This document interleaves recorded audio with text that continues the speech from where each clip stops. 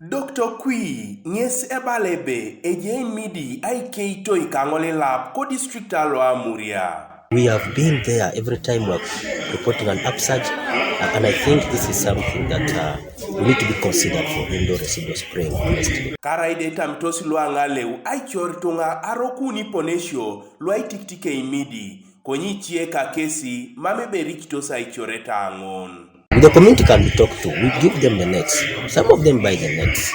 But you see, you have seen the flooding that comes from the region and even the kind of environment. Abalada ebe ipudati ya Muria aina peta nuaisi kitogoi teteritunge yu rose kotomo Eimidi. Districts that benefited from it, you could clearly see that the malaria prevalence dropped up to almost 7%.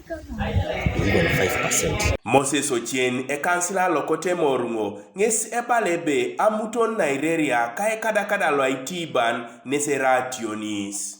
Erainu akironu eruchokina kede atupitos adaunu na neti na kolakora itapugana wanisek kwani tungalo ipue jotoete mametanetin idoda idumuni jobe ireria iche etumorosi kwani tunga misiri ne muto kireria ike untosi tungadani eja ationis.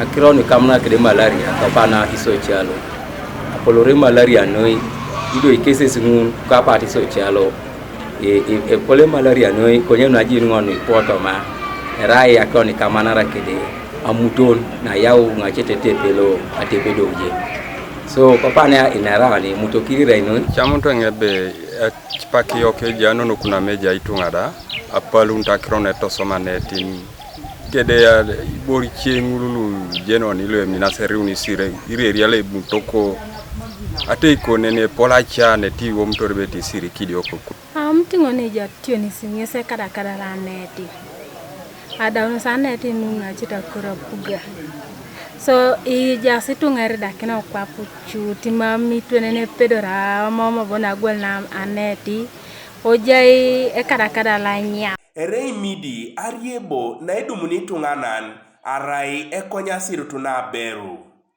Itunga luede kanakinos kaichie datwa kare akwapo kese dumuni luepo erai kanwe Eimidi.